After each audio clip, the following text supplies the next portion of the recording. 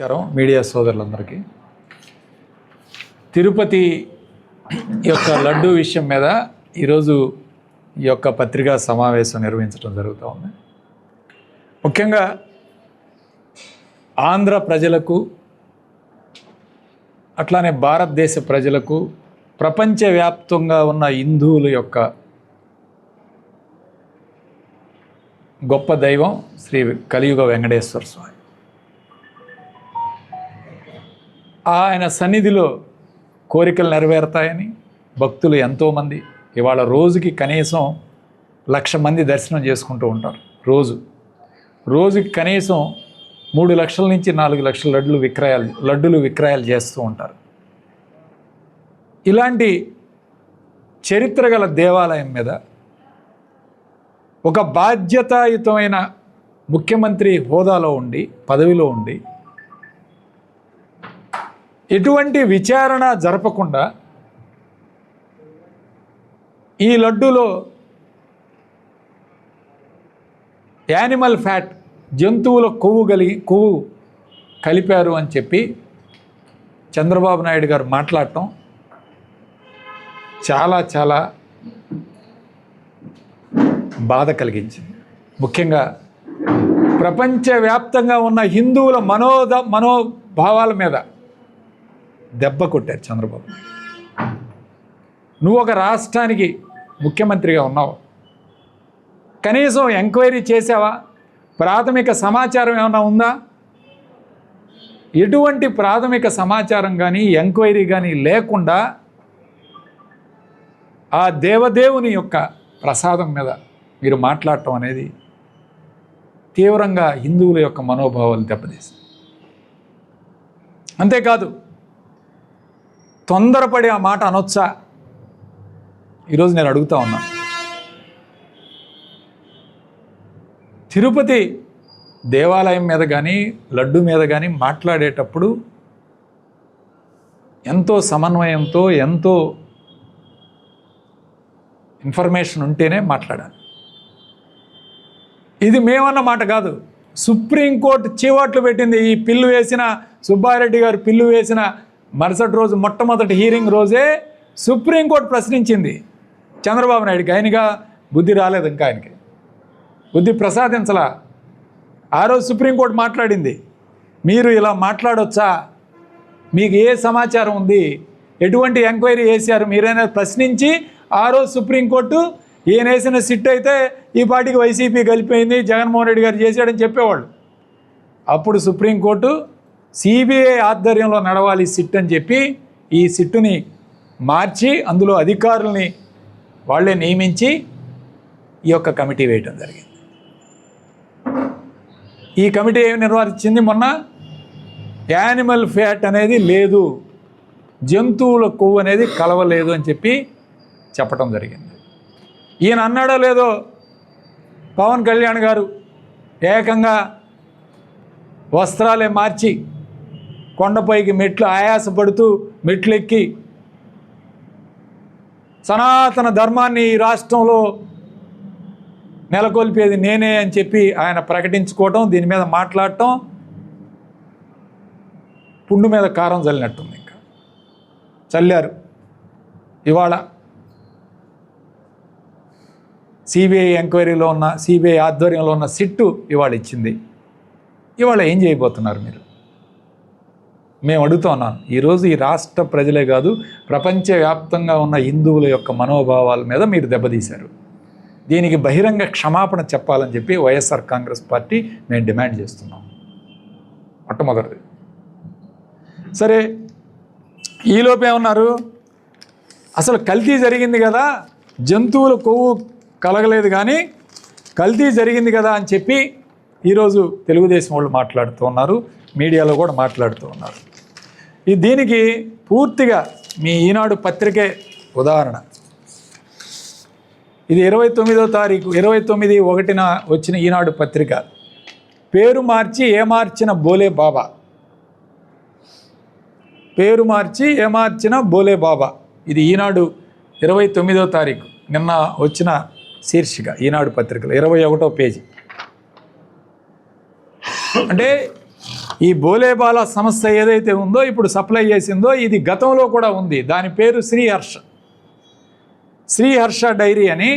ఈ డైరీ ద్వారా 2018 అంటే చంద్రబాబు నాయుడు గారు ముఖ్యమంత్రిగా ఉన్న హాయంలో, ఈ తెలుగుదేశం పార్టీ హాయంలో, అధికారంలో ఉన్న హాయంలో నెయ్యి టెండర్లో పాల్గొంటే అప్పుడున్న ఈవో అనిల్ కుమార్ సింఘాల్ గారు ఒక కమిటీని వేశారు. ఎస్వి గో సంరక్షణ డైరెక్టర్, అట్లానే కొనుగోలు విభాగం GM, అట్లానే డైరీ రంగ నిపుణుడు బత్తుల సురేంద్రనాథ్, భగవాన్పూర్లో సురేంద్రనాథ్ గారు, ఈ ముగ్గురుతోటి ఒక కమిటీ వేశారు. ఈ కమిటీ ఈ యొక్క శ్రీహర్ష డైరీకి వెళ్ళి వాళ్ళ ఎంక్వైరీలో ఈ సంస్థ రోజు 133,500 లీటర్ల ఆవు పాలు సేకరిస్తుందని, నిత్యం రోజు 4 టన్నుల నెయ్యి ఉత్పత్తి చేస్తుందని ఒక నివేదిక ఇచ్చారు. ఇది ఈనాడు పేపర్లో నిన్న రాసిన వార్త ఇచ్చారు.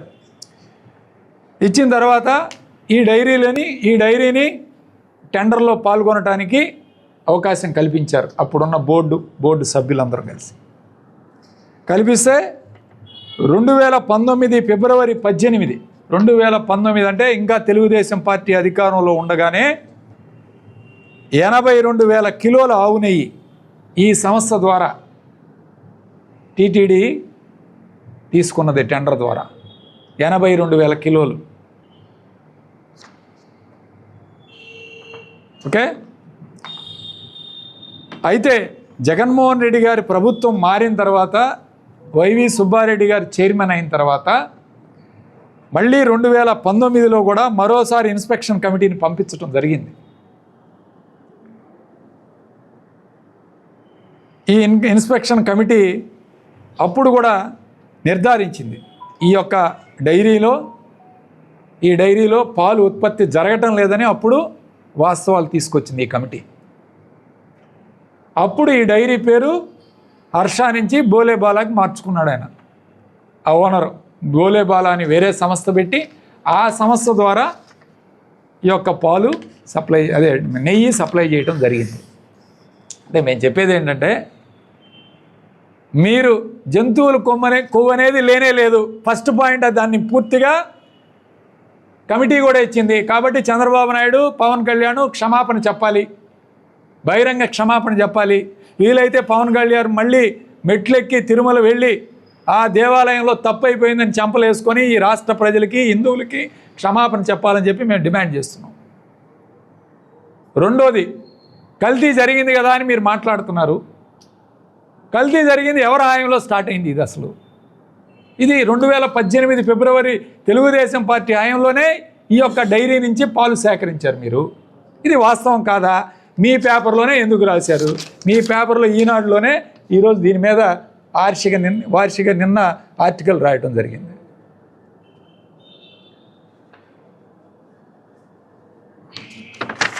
ఇది మేము అడుగుతూ ఉన్నాం. ఇప్పుడు కల్తీ జరిగింది కదా, జంతువుల ఫ్యాట్ లేదని దాని గురించి మాట్లాడట్లా తెలుగుదేశం పార్టీ నాయకులు కానీ మంత్రులు కానీ. కల్తీ జరిగింది కదా, అసలు కల్తీ జరిగింది కదా అని మాట్లాడుతున్నారు.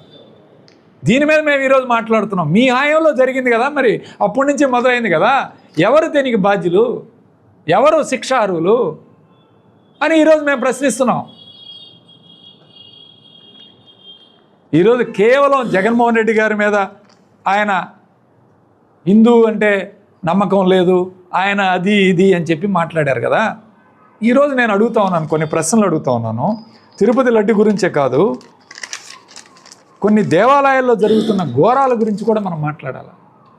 తిరుపతిలోనే తొక్కిసలాట జరిగి 6 చనిపోయారు వైకుంఠ ఏకాదశి సందర్భంగా.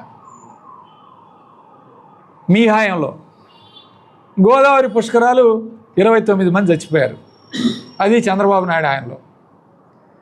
అట్లానే దుర్గగుడిలో కరెంటు తీసేశారు. ఎందుకు? కరెంటు బిల్లు కట్టలేదని విజయవాడ శ్రీ అమ్మవారి గుడిలో కరెంటు తీసేశారు. ఎందుకు తీసేశారంటే మంత్రి గారు సమన్వయం లేదు, ఈ అధికారులు, ఈ దేవాలయ అధికారులు, ఎలక్ట్రిసిటీ బోర్డులో సమన్వయం లేదని చెప్పి ఆయనే స్టేట్మెంట్ ఇచ్చాడు.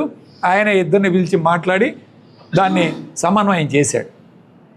ఎందుకంటే దేవాలయం మీద సోలార్ ప్యానెల్స్ పెట్టి దేవాలయం కరెంట్ ప్రొడ్యూస్ చేస్తుంది. వీళ్ళు మేమెంత ఇచ్చామో వీళ్ళు అడుగుతున్నారు, వాళ్ళు మీరు డబ్బులు కట్టలేదు 3 కోట్లు కట్టలేదని వాళ్ళు చెప్తున్నారు ఎలక్ట్రిసిటీ అధికారులు. వీళ్ళు కొంత కరెంట్ ఆల్రెడీ సప్లై చేస్తున్నారు రోజు సోలార్ ప్యానెల్స్ ద్వారా. వీళ్ళిద్దరికీ అండర్స్టాండింగ్ లేక కరెంటు తీసేశారు. ఇది అవమానం కాదా అని అడుగుతా ఉన్నాను. అట్లానే శ్రీశైలం దేవస్థానం, అసలు ఆ దేవస్థానంలో ఏం జరుగుతుందో రోజు దోపిడే. ఇక్కడ స్థానిక ఎమ్మెల్యే ఏం చెప్తే జరగాల. టెండర్లో కానీ, లడ్లు విషయాల్లో కానీ, టిక్కెట్ల విషయంలో కూడా ఆల్రెడీ టిక్కెట్ల విషయంలో కూడా రోజు ఆయన కోట వెళ్తుంది, ఆయన బయట అమ్ముకుంటున్నాడు. ఇది వాస్తవం కాదా? ఫారెస్ట్ అధికారుల్ని ఆ ఎమ్మెల్యే చేస్తే మీరేం చేశారు? కనీసం యాక్షన్ తీసుకున్నారా? కొడితే డైరెక్ట్గా పోయి లేదే. కాళహస్తి దేవాలయం కూడా అదే పరిస్థితి. అక్కడంగా మామూలుగా దోచుకోవడంలా అక్కడున్న స్థానిక శాసనసభ్యుడు, తెలుగుదేశం పార్టీ శాసనసభ్యుడు, అసలు దాని మీద ఎంక్వైరీ చేస్తే పుట్టలుగా వస్తాయి. కాళహస్తి దేవాలయంలో శ్రీకాకుళంలో 12 మంది భక్తులు చనిపోయారు మొన్న, ఇది దర్శనానికి వెళ్ళి ప్రైవేట్ దేవాలయం అని చెప్పి. నేను ఇవన్నీ దేవాలయాల్లో జరుగుతుంది ఎవరి హాయంలో అండి? ఈ యొక్క ఉమ్మడి కూటమి ప్రభుత్వ హాయం. దీనికి ఎవరు బాధ్యత వహించాలి? ఏం చేస్తున్నారు మీరు? సింహాచలంలో గోడగూలి అక్కడ ఒక 6గురు చనిపోయారు, అదొకటి. ఇవాళ రాష్ట్ర వ్యాప్తంగా జరుగుతూ ఉంటే ఒక నింద వేసి గుడ్డ కాల్చి వైసీపీ మీద వేసి చంద్రబాబు నాయుడు ఇవాళ తను ఆఖరికి తిరుపతి వెంకటేశ్వర స్వామిని కూడా రాజకీయాల్లోకి తీసుకొచ్చి వాడుకోవటం అనేది చాలా ఘోరమైన విషయం. ఇది పూర్తిగా ఆ స్వామి చూసుకుంటాడు నిన్ను, నీకు జరగాల్సిన శాస్తి ఖచ్చితంగా జరుగుతుంది. మేమేమి దానిలో డోకా ఏం లేదు. ఆ స్వామి చెప్పుకుంటావు కదా, నాకు అత్యంత భక్తిపరుడు అని చెప్పి కాపాడాడని చెప్పుకుంటావు కదా, కానీ ఈసారి ఖచ్చితంగా మీకు జరగాల్సిన శాస్తి ఖచ్చితంగా జరుగుతుంది. వైఎస్ఆర్ కాంగ్రెస్ పార్టీ పల్నాడు జిల్లా ఆధ్వర్యంలో రేపు శనివారం ఉదయమే వెంకటేశ్వర స్వామి దేవాలయం వెళ్ళి అక్కడ 101 కొబ్బరికాయలు కొట్టి వీళ్ళు చేసిన నిందలు పోవాలని చెప్పి ఈరోజు రేపు ఉదయం శనివారం ఉదయం కార్యక్రమం పెట్టుకున్నాం. బరంపేట వెంకటేశ్వర స్వామి దేవాలయంలో 101 కొబ్బరికాయలు కొట్టి స్వామివారి లడ్డు మీద ఉన్న నిందని పూర్తిగా తొలగించాలని చెప్పి వైఎస్ఆర్ కాంగ్రెస్ పార్టీ తరఫున మేమందరం కూడా కోరుకుంటున్నాం. ఆ తర్వాత పార్టీ ఆదేశాల మేరకు తదుపరి కార్యక్రమం ఏమైనా ఉంటే మీడియా ద్వారా మీకు తెలియపరిచే కార్యక్రమం.